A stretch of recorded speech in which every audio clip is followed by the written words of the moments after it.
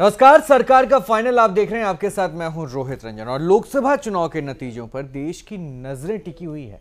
महज 12 घंटे बाद ही मतों की गिनती की प्रक्रिया भी शुरू हो जाएगी, लेकिन उससे पहले की जो तस्वीरें सामने आ रही है वो बीजेपी की सत्ता में आने की आतुरता को ही जाहिर करती है। नतीजों से पहले ही ना सिर्फ जश्न की तैयारियां हो रही हैं, बल्कि कहीं कहीं तो बीजेपी कार्यकर्ता जश्न मनाने भी लगे हैं। बीजेपी के बड़े बड़े नेताओं के साथ ही संघ भी बेहद सक्रिय नजर आ रहा है, जिसको लेकर तमाम सवाल भी उठ रहे हैं। गौर करने की बात यह है कि अगर नतीजे उम्मीद के मुताबिक नहीं आए तो होगा क्या? क्या एग्जिट पोल के भरोसे ही बीजेपी की हलचलें तेज हो गई हैं, या फिर इसके पीछे कोई पुख्ता वजह भी है? बीजेपी अगर 272 के आंकड़ों से पीछे रह गई तो जाहिर है सरकार बनाने के लिए उसे कड़ी मशक्कत करनी पड़ सकती है। और इन तमाम मुद्दों के साथ ही हम कांग्रेस की उदासीनता और उसके रुख पर भी चर्चा करेंगे। हमारे साथ कुछ खास मेहमान जुड़े हैं, मेहमानों से मिलिए। बीजेपी से आनंद साहू, कांग्रेस से अविनाश दीक्षित, आम आदमी पार्टी से डॉक्टर संजय पालीवाल और P7 के संपादकीय सलाहकार उदय सिन्हा जी। तमाम मेहमानों का बहुत बहुत स्वागत है। लेकिन चर्चा की शुरुआत करें उससे पहले ये रिपोर्ट। लोकसभा चुनाव के नतीजे भले ही सामने नहीं आए हैं, लेकिन ऐसा लग रहा है जैसे बीजेपी अपनी जीत तय मानकर चल रही है।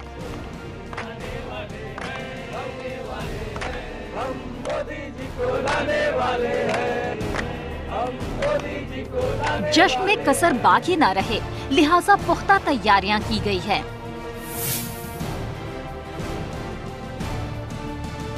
बड़ी मात्रा में फूल मालाओं का इंतजाम किया गया है।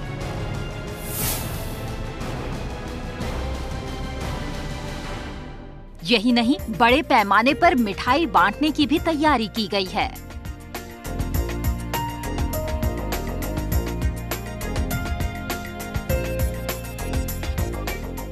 हद तो यह है कि नरेंद्र मोदी को देश का पीएम बनाकर बधाई के पोस्टर पर चस्पा तक कर दिया गया है। ये तो खैर कार्यकर्ताओं के अति उत्साह का मामला हो सकता है, लेकिन एग्जिट पोल के नतीजों के बाद बीजेपी में बढ़ी हलचल भी यही बताती है कि उसे अपनी जीत की उम्मीद नहीं बल्कि यकीन है। बैठकों का दौर, बड़े बड़े नेताओं का एक दूसरे से मिलना, आरएसएस का जबरदस्त तरीके से सक्रिय होना उसी तरफ इशारा करती है। इसके चलते कई सवाल भी खड़े हो रहे हैं। मसलन, क्या मुलाकातों का सिलसिला पद पाने के लिहाज से चल रहा है? संघ की सक्रियता कहीं सरकार पर अपनी पकड़ बनाए रखने का संकेत तो नहीं? नरेंद्र मोदी जी तो पिछले 1 महीने से इसी तरह बिहेव कर रहे हैं जैसे वो प्रधानमंत्री बन चुके हैं। आज कैबिनेट को लेके आपस में झगड़ा हो रहा है। मुझे लगता है कि इन सब मामलों में जल्दबाजी नहीं करनी चाहिए। एक बार नतीजे सामने आ जाएं, उसके बाद जो भी नतीजे हैं उसके हिसाब से बीजेपी को या जिस भी पार्टी की सरकार बननी है उसको अपनी स्ट्रेटजी तय करनी चाहिए। नतीजे कैसे होंगे ये अभी सवाल ही बना हुआ है, लेकिन बीजेपी के रुख से तो कम यही जाहिर होता है कि उसे जवाब का इंतजार नहीं है। बीजेपी भले ही खुशफहमी में जी रही हो, लेकिन बड़ा सवाल ये है कि अगर नतीजे उम्मीदों के मुताबिक नहीं आए तो क्या होगा? अगर वो सबसे बड़ी पार्टी बन भी जाती है, लेकिन सरकार बनाने के लिए उसे जरूरी आंकड़े नहीं मिलते हैं, तो तस्वीर कैसी होगी? क्या उसे दूसरी पार्टियों का समर्थन मिलेगा? बीजेडी और AIADMK की तरफ से समर्थन के संकेत तो मिले, लेकिन जल्द ही दोनों पार्टी के मुखिया ने ही उन उम्मीदों पर ब्रेक भी लगा दिया। But I want to state here quite clearly that no decisions, no thoughts have been taken on any alliance. But you don't rule out any possibility of joining the NDA. Let me just repeat again that no such thoughts. Let us wait for the results to be declared and then I will give you my comments.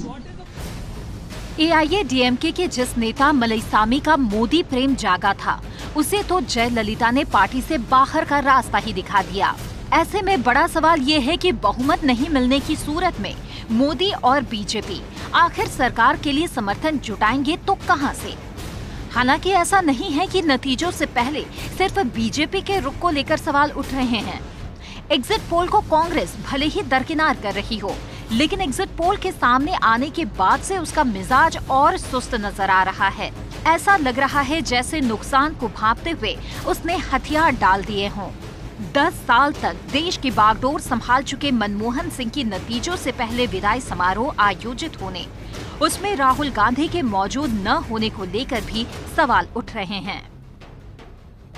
इतने महत्वपूर्ण मौके पर भी कांग्रेस के नेता श्रीमान राहुल गांधी जी, उनके उपाध्यक्ष, अगर अपने आप को उपलब्ध नहीं करा पाए हैं तो कहीं न कहीं ऐसा लगता है कि जो प्रधानमंत्री मनमोहन सिंह जी को जो सम्मान मिलना चाहिए था, कम से कम जाते जाते जो मिलना चाहिए था, उसमें कहीं न कहीं कोई कमी रही है। राहुल गांधी जी का पहली बार ये नजरिया नहीं रहा है।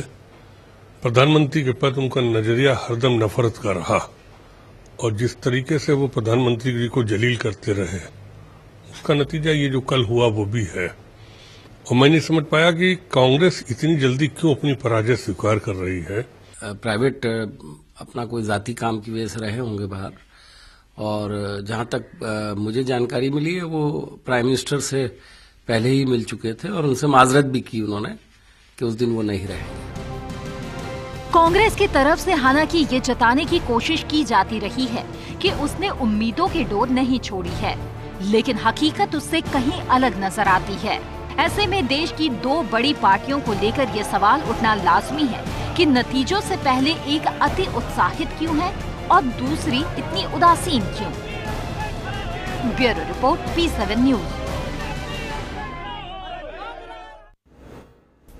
जी हाँ, सवाल बिल्कुल साफ है, बीजेपी इतनी उत्साहित क्यों है? आनंद साहब, अभी तो कुछ वक्त बचा था, तैयारियां पहले से, अरे एग्जिट पोल आया है, फाइनल रिजल्ट नहीं, तो इतनी एक्साइटमेंट क्यों मची हुई है? मुझे नहीं लगता है कि बहुत ज़्यादा एक्साइटमेंट है, बल्कि ये कह सकते हैं आप कि चुनाव के दौरान भी पूरे देश में एक उत्साह था कि भारतीय जनता पार्टी के प्रधानमंत्री के उम्मीदवार माननीय नरेंद्र मोदी जी जिस प्रकार से तमाम इश्यूज के ऊपर वो एड्रेस करते थे और जिन मुद्दों पर वो बात करते थे, खास करके विकास, जो गुजरात के विकास के मॉडल के ऊपर बात करते थे या देश की सुरक्षा के ऊपर बात करते थे, चाहे युवाओं का बेरोजगारी के ऊपर बात करते थे, तमाम इश्यूज पर लोगों का स्वतः ही उत्साह जो है एक उम्मीद भरी निगाहों से नरेंद्र मोदी जी की ओर और भारतीय जनता पार्टी की ओर लोगों को एक उम्मीद बनी है। तो इसके कारण अब अभी चुनाव, उम्मीद बनना, रिजल्ट आना, 2 अलग अलग चीज होते हैं। उम्मीद तो आप 2004 में आंकड़ों की बना रहे थे, मैं आंकड़ों की बात करता हूं अभी आपको। देखिए, सबसे पहले आप अगर परसेंटेज ऑफ वोट को देखें तो टोटल परसेंटेज ऑफ वोट जो है तमाम राज्यों में लगभग वृद्धि हुई है। तो इसकी गारंटी नहीं हो सकते। मैं एक चीज और कह रहा हूँ, दूसरी जो महिलाओं की भागीदारी है वो ज्यादा खास करके तो हमारे, गारंटी क्या नरेंद्र मोदी हो गए? नहीं, उसका मैं तो ये तर्क कहाँ कि अगर परसेंटेज ऑफ वोट बढ़ा तो नरेंद्र मोदी आ रहे हैं, बीजेपी आ रही है? वो बता रहा हूँ मैं। रोहित जी, आप मुझे पूरा करने दीजिए, फिर आप 10 सवाल आप पूछ लीजिए। पहला एक कह रहा हूँ कि जो प्रिंसिपल लीडिंग पार्टी है, जो यूपीए सरकार है, उनका कोई भी कार्य जो किए हैं उन्होंने, उसका कहीं भी जमीन में लोगों तक सुविधाएं नहीं पहुंची है। दूसरा, लगातार भ्रष्टाचार के आरोपों से घिरे रहे और कहीं ना कहीं उनके मंत्री जेल गए, कहीं ना कहीं उनके अलायंस जेल गए। तीसरा, महंगाई बहुत बड़ा मुद्दा रहा। लगातार महंगाई, चाहे पेट्रोल डीजल, चाहे वो खाद्य पदार्थों की महंगाई लगातार बढ़ती रही। इंडिया साइन आपने कहा था ना? नहीं, मैं इंडिया साइन आपने कहा था ना? इंडिया साइन में बहुत काम करने का दावा आपने किया था, सत्ता पे आप आए। मैं एक चीज कह रहा हूँ कि कल, आज से आज कितना समय, वही मैं कह रहा हूँ कि आज से थोड़ी समय रह गया है, आप भी इंतजार कर लीजिए। अरे आप आइए सत्ता में, मोस्ट वेलकम। लेकिन बट मैं ये जानना चाह रहा हूँ, जब वक्त है अभी, एग्जिट पोल के नतीजों पे इतने उत्साहित क्यों हो गए? मैं सिर्फ इतना समझना, उत्साहित हो रहे हैं आप? देखिए, उत्साहित नहीं है तो फिर क्या है? लगातार बैठकों का दौर चल रहा है, कैबिनेट की तैयारी चल रही है, लड्डुओं का दौर तो तैयार चल रही है। दिल्ली के रिजल्ट में भी आपने लड्डू बनाए थे, सत्ता पे नहीं आ पाए, क्या हुआ फिर? कौन लड्डू बनाया था दिल्ली के रिजल्ट? अरे साहू साहब, आपको पता है दिल्ली के रिजल्ट में यहां तक हुआ था कि जब आ जाएंगे उसके बाद ही कुछ, हम खुद इलेक्शन कोर कमेटी में भी रहे और तमाम उसमें इलेक्शन कैंपेनिंग में भी मैं रहा हूं दिल्ली के चुनाव में। तो थोड़ा इंतजार भी कर लेते। नहीं तो इसमें क्या, कहां पर खुशी दिख रहा है? अगर हम चुनाव के बाद 2-3 महीने लगातार एक नेता एक दूसरे से मिल भी नहीं पाए, इतने भागा भागी रहा। अच्छा, और अभी अगर जब मिल रहे हैं, आने वाले समय का, चुनाव के रिजल्ट के बाद का और सभी विषयों पर, मुद्दों के आधार पर जो चर्चाएं जो आगे गर्मी पकड़ी है नेताओं में, हमारे लीडरशिप में, तो उसमें कहीं मुझे नहीं लगता है कोई बहुत बड़ा अच्छी बात है, होनी चाहिए, मुलाकात होनी चाहिए, कम से कम एक दूसरे में सामंजस्य बना रहे, एक दूसरे में अंडरस्टैंडिंग बनी रहे, और कम से कम ऐसा ना हो कि अगर सत्ता पे आ भी गए तो किसी को मनाने के लिए फिर कहीं दरवाजा खटखटाना पड़े। खैर, मेरा इशारा किधर है आप उसको तर्क मत निकालिएगा, मैं समझाना चाह रहा हूँ, बताना चाह रहा हूँ, जताना चाह रहा हूँ, और शायद हो सके तो उसको समझदार के लिए इशारा काफी, और ये आपको इशारे में हो सकता है मैं बताने की कोशिश भी कर रहा हूं। खैर दीक्षित साहब, कांग्रेस को क्या हो गया, इतनी साइलेंट मोड पे क्यों आ गई? बीजेपी को देखिए, देखिए बीजेपी की राजनीति अपनी राजनीति है, उनका एक पब्लिक पोस्चरिंग है, उनका अपना कम्युनिकेशन का तरीका है। बीजेपी में जोर से बोलना, झूठ बोलना, बार बार बोलना, कुछ कहना, चाहे उसमें कंटेंट होना हो, ये इनका पुराना इतिहास रहा है, तो कांग्रेस उसको मैच नहीं करती। कांग्रेस का अपना कल्चर है, अपने तरीके हैं, अपना एक स्वभाव है, कांग्रेस उसी तरीके से चलती है। कांग्रेस को बीजेपी से कोई मैच नहीं करना कि वो किस तरह का कम्युनिकेशन रखते हैं, वैसा हम भी रखेंगे। हमारा अपना तरीका है जनता से बात करने का, आपस में बात करने का, अपना एक पोस्चरिंग करने का। नहीं, ये तरीका मुझे थोड़ा समझ नहीं आया दीक्षित साहब, नहीं, थोड़ा समझ नहीं आया। आपको वो इसलिए समझ में नहीं आएगा क्योंकि आप अभी जो है वो कंपैरिजन मोड में है। हाँ। अगर आप उसको अलग से देखेंगे तो आपको बिल्कुल समझ में आएगा। हाँ। और अगर आप उसको थोड़े मैं कंपैरिजन क्यों ना करूं दीक्षित साहब, मैं कंपैरिजन क्यों नहीं करूं? मुझे ये आपका लोकतांत्रिक अधिकार है, आप जो मर्जी कीजिए, मैं आपको कैसे रोक सकता हूं? नहीं तो बस इसीलिए मैं एक बड़ी खबर अभी आ रही है दीक्षित साहब, आपको रोक रहा हूं, वापस मैं इस पे आऊंगा। मोदी सरकार में शामिल होने से इनकार सुषमा स्वराज। थोड़ी देर पहले मैं कह रहा था, इशारा कर रहा था कि देखिए पहले मुलाकात करने से ज्यादा बेहतर है, ऐसा ना हो बाद में दरवाजा खटखटाना पड़े कि कौन मान रहा है कौन रूठ रहा है। ये देखिए खबर आ गई। साहू साहब कम से कम आप जरूर देखें, क्योंकि इसके बाद में सवाल आप ही के पास लेकर आऊंगा। सुषमा स्वराज मंत्री बनने को तैयार नहीं है, मनाने का दौर चल रहा है। आडवाणी साहब को जिम्मा दिया गया कि आप मनाइए। आडवाणी साहब नाराज हुए थे, सुषमा स्वराज को जिम्मा दिया गया था कि आप मना लीजिए। पार्टी अब सुषमा को मनाने में जुटी है। अभी तो आप सत्ता में आए भी नहीं है, रूठने मनाने का दौर चल रहा है। साहू साहब यही इशारा मैं कर रहा था और आप कह रहे थे नहीं मुलाकात। देखिए ये न्यूज जो है ये कितना सत्य है वो आपको कल पता चल जाएगा। अरे एग्जिट पोल को आप सही मानते हैं, एग्जिट पोल को आप सही मानते हैं, मैं एग्जिट पोल को नहीं। आप एक चीज बताइए, मैं एग्जिट पोल को अगर आप सिरे से गलत बता दीजिए, आप बताइए कौन से पार्टी लीड कर रहा है? अरे भाई मेरा सवाल आप नहीं समझ रहे हैं। मैं बता रहा हूं, अगर आप एग्जिट पोल को सही मानते हैं, नहीं तो इस खबर पे ऐतराज क्यों जता रहे हैं? मैं बता रहा हूं, सुषमा स्वराज नहीं नाराज हुई पड़ी, इसको नहीं मान रहे हैं, लीड कर रहे हैं, कहां हम पीछे हैं, कहां क्या है, आप मेरे सवाल से हटे। रोहित जी मैं अपनी बात खत्म कर लेता तो मैं वापस आ रहा हूं दीक्षित साहब, मैं वापस आ रहा हूं। बस मैं थोड़ा सा इसलिए क्योंकि जिस समय मैं आपके पास सवाल लेकर आया, ये रूठने मनाने का दौर चलता रहेगा। शायरों को इसमें बहुत तरह नजर आएंगी, बहुत शायरी लिखी जाएगी। ठीक है, चलिए कांग्रेस का इशारा कर दीजिए। कांग्रेस के उस दौर के बारे में बता रहे थे। अभी बीजेपी के मित्र मेंशन कर रहे थे कि बहुत वोट परसेंटेज बढ़ा है और लगता है उसका कारण इनको मोदी नजर आ रहे हैं। मैं इनको बता दूं कि क्यों वोट परसेंटेज बढ़ा है। पहले बीजेपी कल से पहले इस बात को जान ले तो रात को सुख की नींद सोएंगे। देखिए 3 चीजें हैं, एक यूपीए सरकार और भारत सरकार में कहूंगा उसके प्रयत्नों से एजुकेशन जो है हिंदुस्तान में बढ़ी है।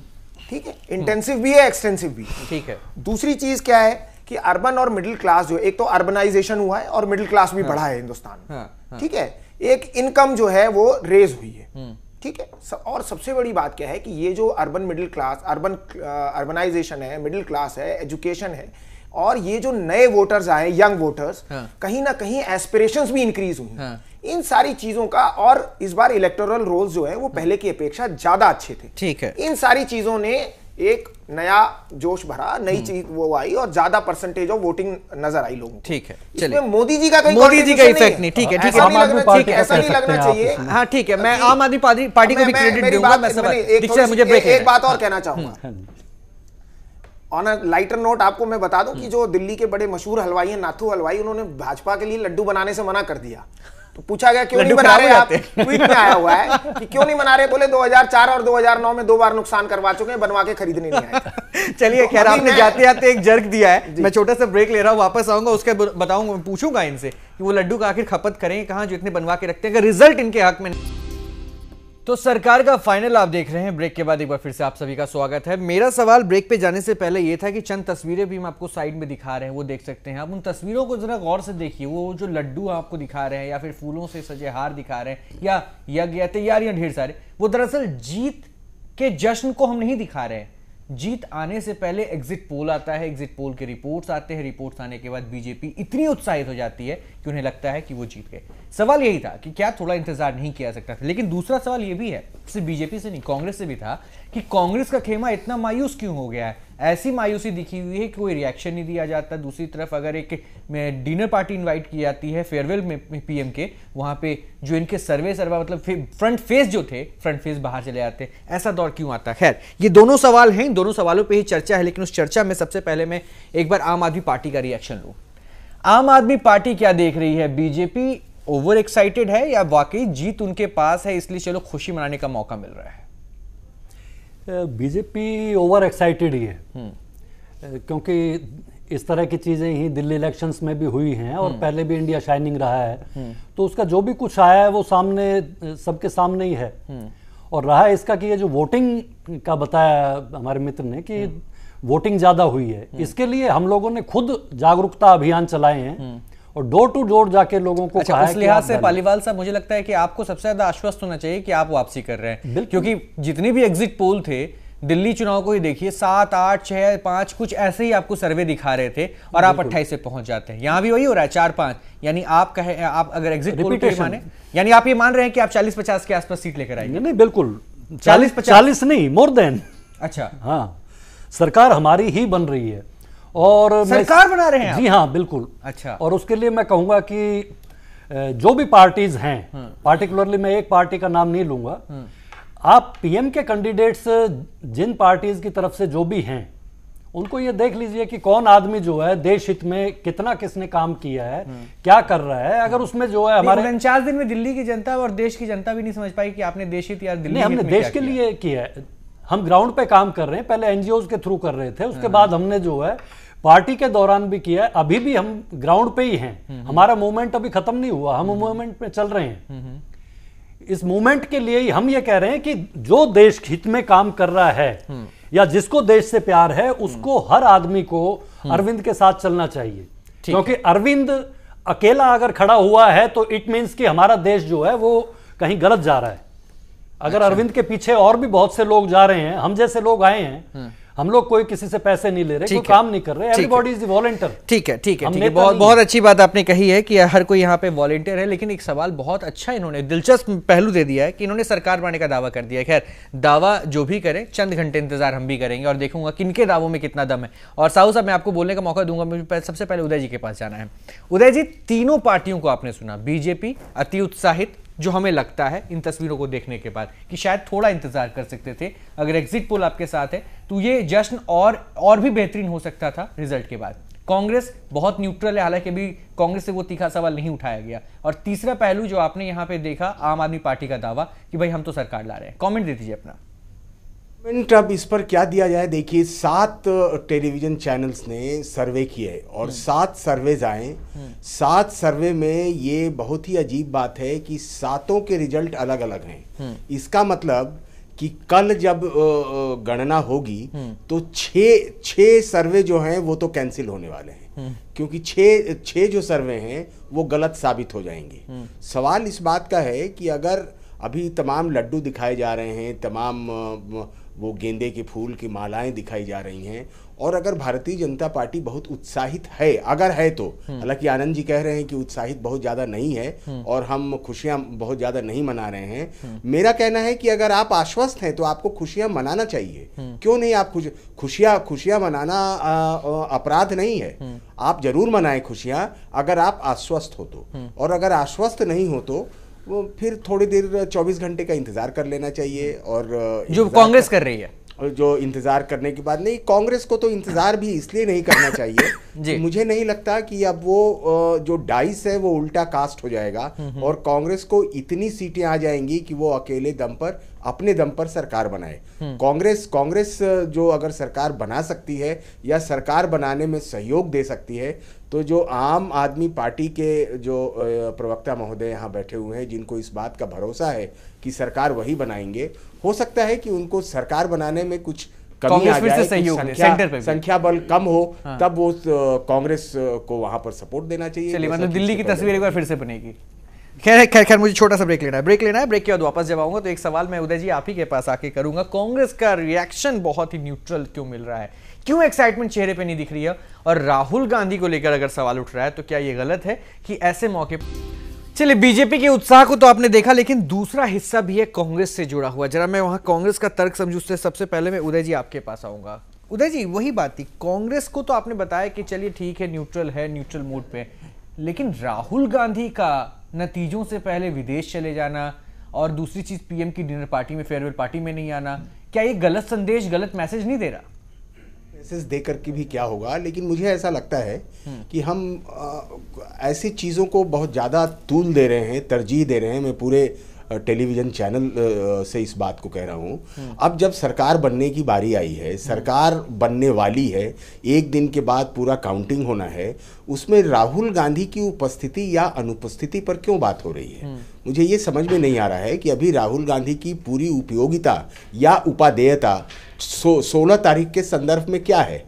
राहुल गांधी रहेंगे तो एक आध बयान दे देंगे, या अब उसमें राहुल गांधी अगर श्रीमती सोनिया गांधी के डिनर में नहीं थे और अगर उसके पीछे ये एक्सप्लेनेशन आ रहा है कि उन्होंने प्रधानमंत्री से कह दिया था, तो मेरे ख्याल से ये कोई ऐसा विषय नहीं है जिस पर बहुत नहीं, तो अगर हार मिलती है तो क्या पूरी क्रेडिट राहुल गांधी को दी जाएगी कि वो लीड कर रहे थे? सवाल इस बात का नहीं है कि आप किसे क्रेडिट देते हैं, क्रेडिट तो वो ले ही लेगा, जो भी व्यक्ति जिसने काम किया हो वो क्रेडिट ले लेगा या डिस्क्रेडिट हो जाएगा। अगर मान लीजिए कि आप क्रेडिट नहीं भी देना चाह रहे हैं तो, लेकिन जनता ने देखा है, जनमानस ने देखा है पूरा कि कांग्रेस का कैंपेन किसके द्वारा चलाया जा रहा था और कौन था इसके केंद्र में। तो ये कुछ बातें राजनीति में भी हमारे ख्याल से ऐसी होती हैं या ऐसी होनी चाहिए जिस पर बहुत ज्यादा ये मीन मेख नहीं निकालना चाहिए। राहुल गांधी एक पार्टी के नेता हैं, जैसे आज हम ये नहीं कह रहे हैं बहुत भारतीय जनता पार्टी के जो कद्दावर नेता हैं हम उनके बारे में बात नहीं कर रहे हैं कि वो कहाँ हैं, क्यों नहीं है।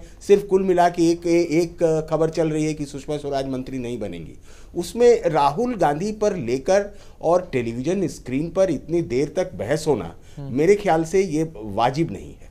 वाजिब नहीं है। चलिए खैर, उदय जी ने साफ तौर पे ये कह दिया और बीजेपी को ये संदेश भी है, कम से कम बीजेपी आप के लिए संदेश ये है कि आप बेवजह इस बात को तूल दे रहे हैं। साहू साहब बेवजह इस बात को तूल कुछ कहा ही नहीं, ये तो चर्चा आप ही लोग निकाले थे। मेरा कंसर्न सिर्फ आपसे नहीं है, बीजेपी का मतलब सिर्फ आप ही तो नहीं हो गया ना, मेरा कंसर्न तो पूरी बीजेपी से है। ऑफिशियल स्पोक्सपर्सन ने कमेंट किया, देखिए शाहनवाज साहब बोले हैं उसपे कैप्टन अभिमन्यु सिंह बोले हैं, उसमें यही कहा होगा कि भाई जब प्रधानमंत्री का फेयरवेल हो रहा है, शुरू से ही प्रधानमंत्री जी का निश्चित रूप से पब्लिकली उन्होंने इंसल्ट किया है, कैबिनेट का इंसल्ट किया है, तो यहाँ भी कैबिनेट का एक तरह से इंसल्ट ही हुआ, प्रधानमंत्री जी का इंसल्ट हुआ। ये बात स्वाभाविक, कौन सा नई बात बोल रहे हैं, वो सारे जग को मालूम हो गया कि प्रधानमंत्री का फेयरवेल में नहीं है, वही बात कहा, इसमें आपत्ति क्या है। और दूसरी ओर जिस प्रकार से उन्हीं के सारे लीडर्स जो हैं फेयरवेल में रहते हैं और उनका जो कैंपेनिंग लीडर जो अपने आप में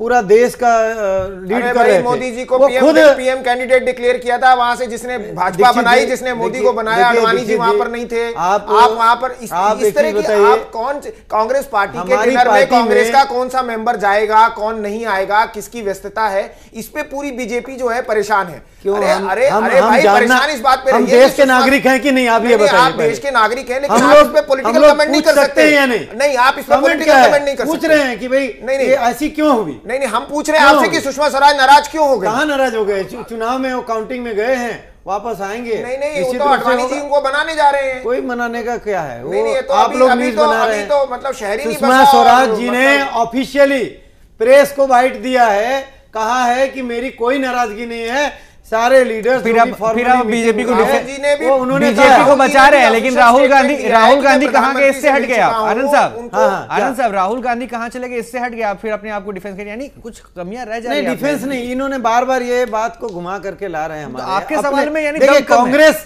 समाप्त हो जा रही है, कांग्रेस मुक्त हो जा रही है, बीजेपी की 116 सीट थी और अभी आप लोग सारे चैनलों ने 250 सीट अकेले बीजेपी को दे रहे हैं, तब भी ये लोग मानने के लिए तैयार नहीं। लहर थी, ये मानने के लिए नहीं। 500 सीट आ जाएगी तब ये मानेंगे। लहर थी, 500 सीट आएगा तब मानेंगे। नहीं, रोहित जी मैं बताता हूँ आपको, अभी एक आर्टिकल लिखा, वो आनंद जी को पढ़ना चाहिए और भाजपा के सब लोगों को पढ़ना चाहिए। आर्टिकल तो मैं भी लिखता हूँ, आप ये मुझे मत बताइए। आर्टिकल सुन लीजिए, देखिए किसने लिखा ये तो सुन लीजिए, बोलना बंद, आपकी बोलती बंद हो जाएगी, जन जन की भावना आपकी बोलती बंद हो जाएगी। आर्टिकल किसने लिखा दफन करके शासन किया है। अब इलेक्शन खत्म हो गया, भाषण बंद। अब इसके मतलब इसके मायने नहीं है, ईवीएम में जो कैद हो चुका है वही रोहित जी अभी एक बार सुन लीजिए साहू साहब, सुन लीजिए रोहित जी। अभी एक अरुण जेटली जी ने भाषण लिखा, अब ये कमेंट नहीं करेंगे।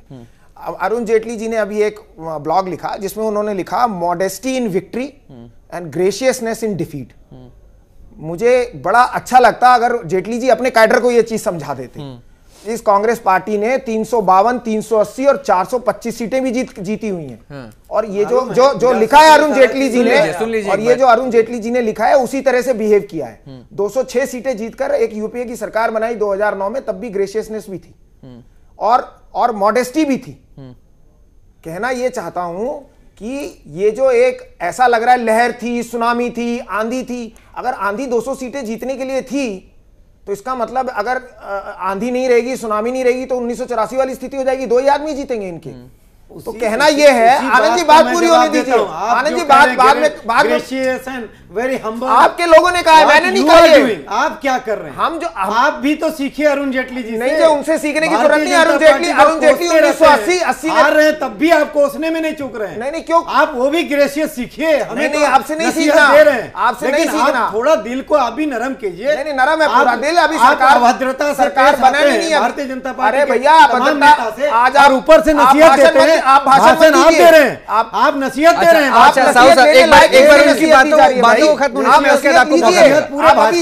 हमसे नसीहत लें, हमसे शिक्षा लें, सरकार कैसे चलेगी। आम आदमी पार्टी देखिए, बीजेपी और कांग्रेस की ये लड़ाई सामने आ रही है कि भाई किसको क्या सीखना है। लेकिन ये बताइए, इस तर्क में आप कहां हैं?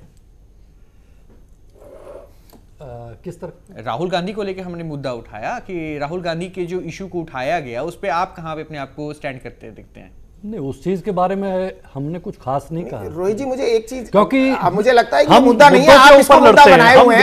उदय जी ने भी कहा कि ये मुद्दा नहीं है, लेकिन आप मुद्दा बनाए हुए हैं। आप शाहनवाज हुसैन और कैप्टन अभिमन्यु सिंह की भाषा बोल रहे हैं। आप पत्रकार की भाषा नहीं बोल रहे। बिल्कुल नहीं। मैं सिर्फ वही कह रहा हूँ क्योंकि बीजेपी ने इसे इशू जनरेट किया है। मैं एक कंक्लूजन पॉइंट पे तो पहुंचूंगा। नहीं, आज भाजपा को बड़ी चिंता हो गई कि राहुल गांधी जी ने जो है जानना है कि आखिर ये चिंता क्यों हुई? संसद के अंदर कहते हैं निकम्मा प्रधानमंत्री है। ये अपनी भाषा देखें, अपने लहजा देखें, अपने तरीके देखें, अपने किस तरह से संसद का अपमान किया। चलने नहीं दी संसद, चुन के आए थे संसद में, संसद ही नहीं चलने दी। तो ये जो लोकतंत्र का अपमान है, लोकतंत्र की व्यवस्थाओं का अपमान, आपको नॉलेज कम है, पहले ठीक से पढ़ के आइए। आप लोकसभा की कार्रवाई में दर्ज है, आपके लाल कृष्ण आडवाणी का ये बयान दर्ज है। लाल कृष्ण आडवाणी जी ने कहा है, बिल्कुल कहा है, कमजोर प्रधानमंत्री का निकम्मा शब्द इस्तेमाल किया, बाद में रिग्रेट किया उन्होंने उसको। कहना यह है कि जिस तरह से लोकतांत्रिक परंपराओं का और व्यवस्थाओं का और इंस्टीट्यूशंस का अपमान भारतीय जनता पार्टी लगातार करती चली आई है। आपने सारी बेजोड़ है, उसका इतिहास आपने सीबीआई से लेके इवन सीएजी से लेके सीबीसी लेके बना दिया। बताइए, सारे संस्थाओं का दुरुपयोग और सबसे ज्यादा अमर्यादित कार्य किए हैं। अच्छा उदय जी, एक सवाल का जवाब मैं चाहूंगा। तीनों पार्टियों को आपने देखा, मैंने आम आदमी पार्टी को मौका दिया था, आपने बहुत अपने आप को न्यूट्रल पेश करने की कोशिश की, इसलिए मैं एक बार उदय जी के पास जाऊंगा। उदय जी, क्या बीजेपी में रिजल्ट से पहले एरोगेंस झलकने लगा है जो कांग्रेस इल्जाम लगा रही है? अगर सच बात कही जाए तो रिजल्ट के पहले नहीं, चुनाव के दौरान से ही वो एरोगेंस झलक रहा है भारतीय जनता पार्टी में, जिसको कहीं से मतलब झलकने की जरूरत नहीं थी।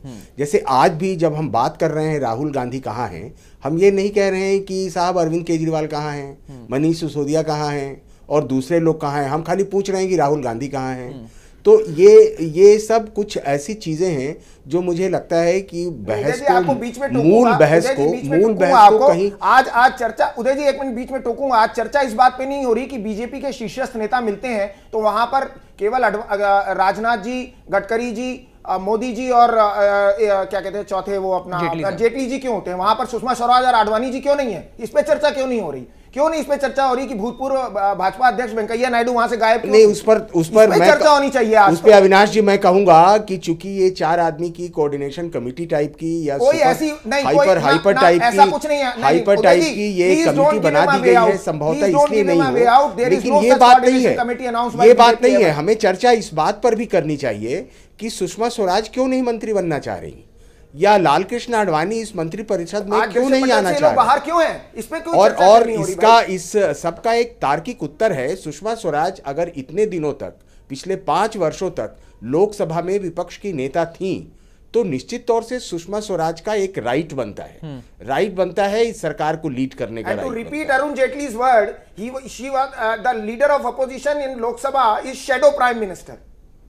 To repeat Arun Jaitley's word, Arun Jaitley ji का ये बयान है कि वो तो खैर उन चीजों पर हम ना उलझे, शैडो प्राइम मिनिस्टर होता है, ठीक है, उन चीजों पर अविनाश जी मैं चाहूंगा कि इन चीजों पर नहीं उलझ के हम लोग जो डिबेट डिस्कशन कर रहे हैं उसको एक फॉरवर्ड इंप्रेशन दे, और फॉरवर्ड इंप्रेशन में हम ये बात करें कि साहब सुषमा स्वराज जैसी नेता क्यों मंत्री नहीं बनना चाह रही, और क्यों मान मनोबल का दौर चल रहा है आज, और क्यों बैठकों का दौर चल रहा है, क्यों राजनाथ जी संघ के पास जा रहे हैं, संघ राजनाथ जी के पास जा रहे हैं, सुषमा स्वराज से मिलने की बात हो रही है, उनको मनाने की बात हो रही है, इन सब की जरूरत क्यों हुई? क्योंकि इन सब की जरूरत इसी वजह से हुई कि इस पे सहमति नहीं हुई, पहले से सहमति नहीं हुई। इससे और अलग हटके मैं दूसरी बात कह रहा हूं कि जिस तरीके का काम करने का तरीका है माननीय नरेंद्र मोदी जी का, मुझे नहीं लगता कि वो बहुत ज्यादा सहमति बना के काम करने वाले व्यक्ति हैं, और यही शायद उनकी असफलता का कारण भी होगा यही कि वो सबके बीच में सहमति नहीं बना पाए, प्रॉपर कोऑर्डिनेशन नहीं। जी ठीक है, प्रॉपर कोऑर्डिनेशन नहीं। लेकिन एक पॉइंट जो यहाँ पे हमारे साथ उदय सिन्हा जी ने उठाया, और इसको कम से कम बीजेपी को एक बार गौर से सुनना चाहिए, क्योंकि जवाब तो मैं लूंगा, जवाब इसका लूंगा, बीजेपी में एरोगेंस झलक रही, यानी घमंड, अहंकार, जिस अहंकार को लेकर नरेंद्र मोदी मंच पर कई बार आते हुए और कांग्रेस पर निशाना साधते आए, आखिर क्यों चुनाव के उस प्रचार के दौरान ही झलकने लगी। और अब जो तर्क दिया जा रहा है उसमें भी अगर एक पत्रकार इस बात को लेकर निकाल रहा है तो इसके पीछे क्या कुछ मायने हो सकते हैं? क्यों आखिर एक पत्रकार को, जो कम से कम हमेशा न्यूट्रल रहता है, तमाम तर्कों के साथ न्यूट्रल रहता है, अगर वो इस विचार पे आ रहा है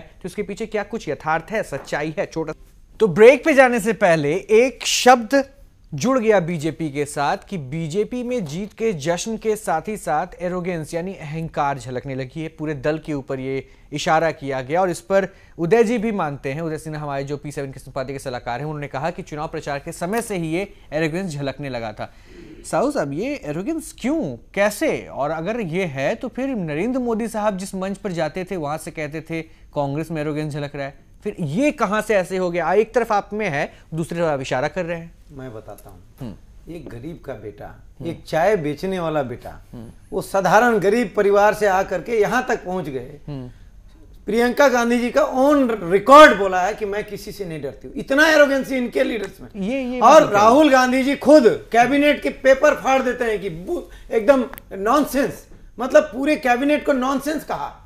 दिस इज अनफॉर्चुनेट। आप देखिए, और हमारा एक प्रधानमंत्री का उम्मीदवार, वो प्रचार प्रसार में जा रहे हैं, कांग्रेस के तमाम काले करतूतों को, तमाम उनके भ्रष्टाचार को उजागर करते हैं, बेरोजगारी को उजागर करते हैं, महंगाई को उजागर करते हैं। कांग्रेस को तकलीफ इसी बात के लिए है, क्रिमिनल भरे हुए तकलीफ इसी बात के लिए है कि BJP is the single party who is coming up, बहुत तेजी से उभर रही है, और उसके ये आप गलत कह रहे हैं। आम आदमी पार्टी जो है हो रहे हैं, ये तकलीफ है। एक गरीब का लड़का प्रधानमंत्री बन जाएगा, इसमें एरोगेंस कैसे आ गई? ये खुल के साहू साहब इल्जाम आप पे लगा, साहू साहब इल्जाम आप पे लगा। आनंद साहू साहब होकर के भाषण देके ललकार के कह रहा है कि तुम गलत राजनीति कर रहे हो, देश को बांटने की राजनीति। आनंद साहू साहब, ये सब आनंद साहू जी, इल्जाम आप पे लगा, आपको कहा गया, बीजेपी को कहा गया कि उसमें एरोगेंस झलक रही है। ऐसी तस्वीर क्यों सामने आ रही है? एरोगेंस झलक रही है। मैं तो कहता हूं, अगर उदय जी आप पर्सनली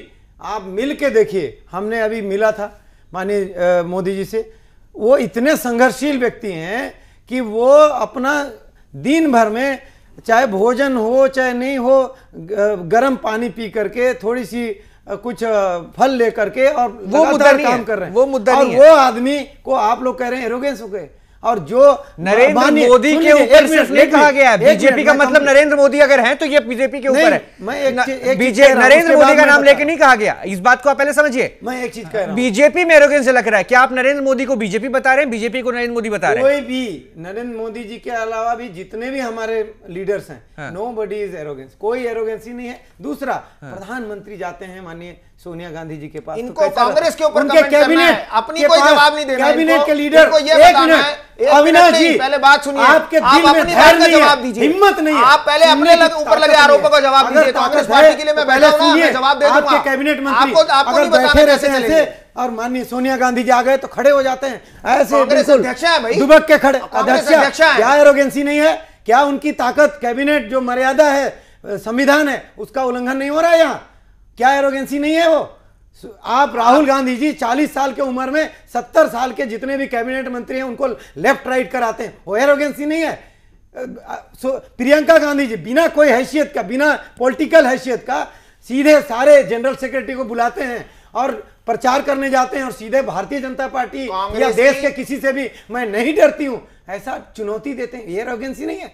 क्या बात कर रहे हैं अविनाश जी, रोहित जी? मुझे लगता है भाजपा की एरोगेंसी का जवाब ये है कि कांग्रेस में एरोगेंसी, कोई एरोगेंसी नहीं है। हम मजदूर, किसान, गरीब परिवार के लोग हैं, हम लोग संघर्ष करके राजनीति में आते हैं और आपके पार्टी में जो बहुत बड़े बड़े हैसियत के लोग हैं वो उन्हीं को जगह मिलता है, चाहे वो प्रधानमंत्री का बेटा हो, बेटी हो, चाहे वो सीएम का बेटा बेटी हो, ऐसे लोग। चलिए थोड़ा सा एक बार उसी एग्जिट पोल की रिपोर्ट पे आते हैं, जश्न की तस्वीरों के साथ आते हैं जी थोड़ा सा, क्योंकि मुझे लग रहा है कि एसी का टेम्परेचर बढ़वाना पड़ेगा, माहौल थोड़ा सा गर्म हो रहा है, इसलिए मैं वापस एक बार उसी जश्न की तस्वीरों के साथ वापस आता हूँ, कम से कम मुस्कान आपके चेहरे पे भी आ जाएगी।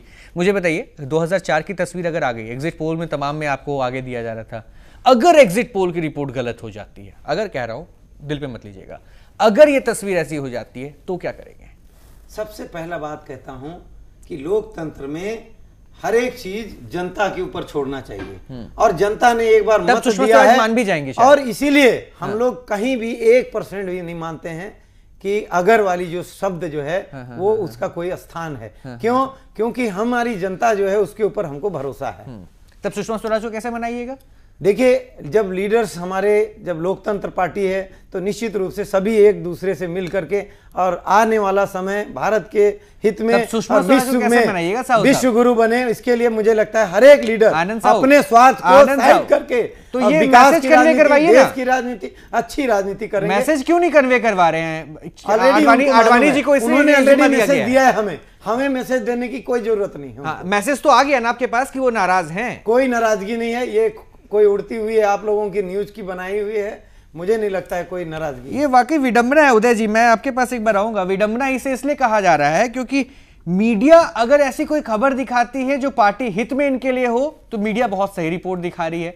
अगर ये खबर लगता है कि इनके वजूद पर एक बहुत बड़ा सवाल खड़ा कर रहा है, जबकि ये वजूद की बात नहीं है, वजूद पे बहुत बड़ा सवाल खड़ा कर रहा है, तो हमारे रिपोर्ट में कहीं ना कहीं दिक्कत है। ये तर्क थोड़ा प्रैक्टिकल, एक सेकंड मैंने आपको मौका दिया, मुझे उदय जी से सवाल पूछना है। उदय जी, क्या ये जेन्युइन लगता है ये इस तरह से अगर कटाक्ष आरोप मीडिया के ऊपर मर दिया जाए तो? ये वजूद का प्रश्न नहीं है, वजूद भारतीय जनता पार्टी या कांग्रेस का, वही मैं कह रहा था कि वजूद की बात भी नहीं, इतना माने कमतर करके उसे नहीं आंकना चाहिए। चाहे कोई भी पॉलिटिकल पार्टी है, इतने दिनों से जो राजनीति में है, इतने दिनों से जो सत्ता के लिए संघर्ष कर रही है, चाहे पक्ष में या विपक्ष में, वो इतने आसानी से ख़त्म होने वाली चीज़ नहीं है और उसका वजूद भी इतना ज़्यादा फ्रेजाइल नहीं है। सवाल इस बात का जरूर है कि भारतीय जनता पार्टी जब भी अपने पक्ष में कोई, भारतीय जनता पार्टी नहीं, ये सत्ता का किसी भी दल की बात कर रहा हूं मैं, किसी भी भारतीय जनता पार्टी के साथ, ये कांग्रेस के भी साथ हो सकता है, आम आदमी पार्टी के साथ उन्होंने भी बहुत कहा कि जो बात पक्ष में है वो ठीक है, सर माथे पर, जो बात पक्ष में नहीं है उस पर सवाल खड़ा करने की एक आदत है। और इसे मेरे ख्याल से मीडिया को वैसे ही स्पोर्टिंगली लेना चाहिए, इसलिए कि ये तमाम फैसले आज नहीं हो जा रहे हैं, ये तमाम फैसले जो हैं वो रिजल्ट के बाद होंगे। तो इसलिए वो थोड़ा सा हाइपर सेंसिटिव मीडिया भी हो जाता है और उसे मीडिया भी ले लेता है। लेकिन ठीक है, जब हम दूसरी तरफ खड़े हैं तो अगर हम किसी पर आक्षेप कर रहे हैं तो उसका भी जवाब बनता है कि वो अपने ऊपर लगे आक्षेपों को काटे, और इसी तरीके से इसे देखना भी चाहिए। चाहे वो भारतीय जनता पार्टी हो या वो कांग्रेस हो या आम आदमी पार्टी हो, वो अगर उसके पसंद की कोई चीज है तो बात समझ में आती है। उदय जी थोड़ा सा क्योंकि वक्त मेरे पास बहुत लिमिटेड है। अब सुषमा स्वराज नहीं मान रही हैं, नाराज है, जो की खबर आ रही है। चलिए एरोगेंस की बात हो गई और इस बात पे हो सकता है कि दम भी ना हो। ये नाराजगी की खबर तो आ ही रही है। अगर ये नाराजगी की खबर है और कल जीत साथ में आती है, जो ये प्री प्लान हो चुके हैं, ऐसे में क्या सूरत हाल होगी बीजेपी के अंदर की? नहीं, मुझे ऐसा दिख रहा है, देखिए ये बिल्कुल अलग तरीके की एनालिसिस है कि अगर भारतीय जनता पार्टी में एक कोर कमेटी बन रही है सरकार चलाने के लिए, तब सरकार मुझे बहुत आसानी से चलती हुई नहीं दिख रही है। मुझे दिख रहा है कि कंसेंसस पॉलिटिक्स करने के चक्कर में वो कहीं ना कहीं गड़बड़ झाला होगा और इसमें बहुत ज्यादा वो सफल नहीं होंगे। मेरे पास वक्त नहीं उदय जी, खास करके नरेंद्र मोदी जी का जो स्वभाव है वो बहुत ज्यादा कंसेंसस। ऑल द बेस्ट जरूर तीनों पार्टियों को कह दीजिए यहाँ पे उदय जी, क्योंकि वक्त अब मेरे पास नहीं है। और मेरी तरफ से भी ऑल द बेस्ट। कम से कम जब चर्चा कल हम लोग करेंगे तो एक रिजल्ट के साथ करेंगे और ये उम्मीद करेंगे कि जिस उम्मीद के साथ आप लोग आगे बढ़े हैं वो उम्मीद कम से कम उम्मीदों पे आपकी भी उम्मीद खरा उतर जाए और ये आगे रिजल्ट जो है कम से कम एक पॉजिटिव पॉइंट पर आए, जिस पर और भी ज्यादा हम पॉजिटिविटी के साथ बात कर पाए। बहुत बहुत शुक्रिया and all the best to all the parties जो कम से कम बैठी हैं, और सबको कोशिश कीजिए कि अच्छा कीजिए। अभी के लिए इतना ही।